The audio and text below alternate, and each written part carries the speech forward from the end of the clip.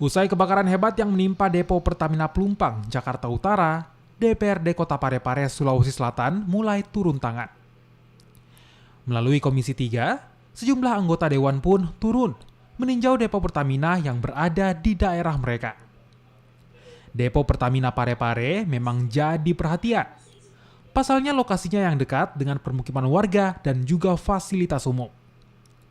Mereka pun meminta agar Pertamina mengambil tindakan termasuk relokasi agar peristiwa serupa di Jakarta tak terulang.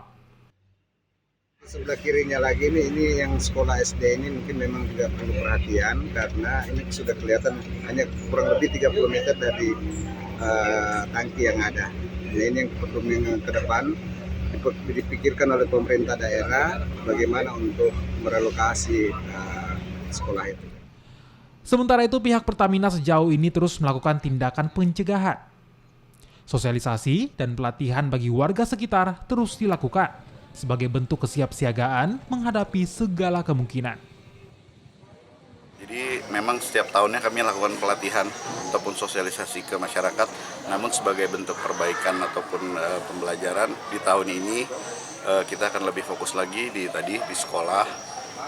Kita sosialisasikan dengan melibatkan BPBD maupun Damkar Kota sebagai mitra. Nantinya semoga hal-hal teknis bagaimana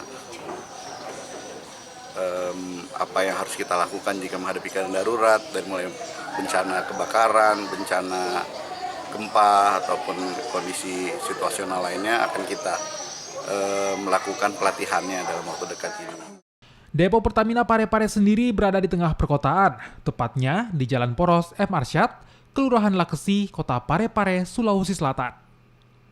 Depo Pertamina bahkan dekat dengan fasilitas umum seperti sekolah, pasar, hingga permukiman warga. Berapa? Ada 7 meter. Ada 7 meter? Ya. Kenapa tidak takut Pak anak tak sekolah di sini kalau dekat dengan khawatir ya Pak? Iya, khawatir ya. Lihat kejadian di Jakarta itu? Iya. Lihat kejadian. Khawatir ya? Warga pun berharap agar kasus serupa yang menimpa depo Pertamina Pelumpang, Jakarta Utara tak terulang. Dan pihak Pertamina ataupun pihak terkait bisa mengambil kebijakan agar ancaman keselamatan warga dapat dihindari. Sudin Samsudin, Kompas TV, Parepare, Sulawesi Selatan.